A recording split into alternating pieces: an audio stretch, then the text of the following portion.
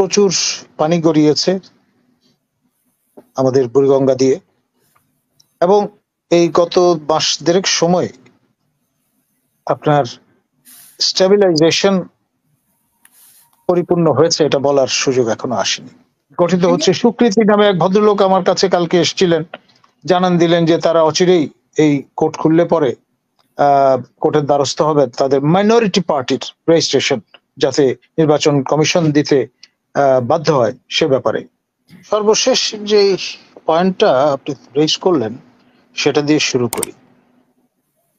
Nothing is impossible in human dictionary. এই বিশ্বাসে যদি আমাদের আস্থা থাকে তাহলে অবশ্যই দেশে ফিরিয়ে আনা সম্ভব।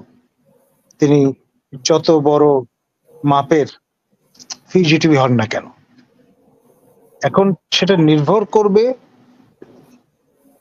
সংশ্লিষ্ট সরকারের রিজলভের উপরে এবং পারসুয়েন্স এবং সেই সঙ্গে পারসিস্টেন্ট হ্যামারিং এর উপর।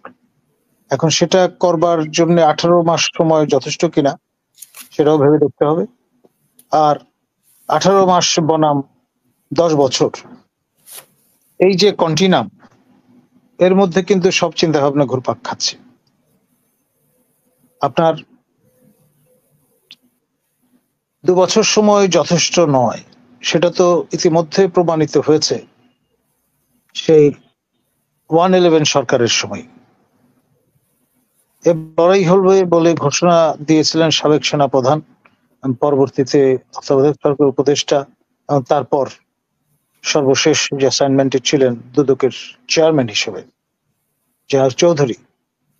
সেই লড়াই কিন্তু শেষ হয়নি। এখন ঘোষণা এক বিষয় আর তা বাস্তবায়ন আরেক বিষয়। আপনার আমাদের মাননীয় প্রধান উপদেষ্টা নোবেল লরেট প্রফেসর ইউনুস, তিনি আপনার মার্কিন মুলুকে গিয়ে যেভাবে এই আন্দোলনের চারিত্র এবং বিপ্লবের স্বরূপ বিশ্ববাসীর সামনে তুলে ধরলেন, সেটি আপনার যথেষ্ট ভাবে বিশ্লেষণের দাবি রাখে। আপনার ছাত্র জনতার এই বিপ্লব, আমার 2 ছাত্র আবু সাইদ বেগম রোকেয়া বিশ্ববিদ্যালয় এবং এর আগে আমি যে বিশ্ববিদ্যালয়ের ভাইস চ্যান্সেলর ছিলাম বাংলাদেশ ইউনিভার্সিটি প্রফেশনালস মুগ্ধ, তারা প্রতীকে রূপান্তরিত হয়েছেন এই বিপ্লবের। আর তাদের যে বুকের তাজা রক্ত, তার উপর দাঁড়িয়ে কিন্তু ইউনুস প্রশাসন। সে বিষয়টি হৃদয়ঙ্গম করেই আমাদের নোবেল লরেট শপথ নেওয়ার পরেই ছুটে গিয়েছিলেন আমার বিশ্ববিদ্যালয় বেগম রোকেয়া বিশ্ববিদ্যালয়।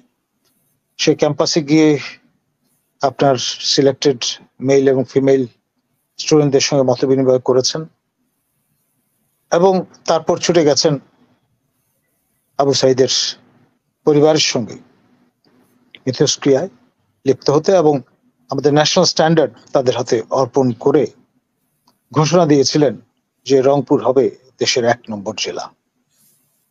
তারপর প্রচুর পানি গড়িয়েছে আমাদের বুড়িগঙ্গা দিয়ে, এবং এই গত মাস দেড়েক সময় আপনার স্টেবিলাইজেশন পরিপূর্ণ হয়েছে এটা বলার সুযোগ এখনো আসেনি।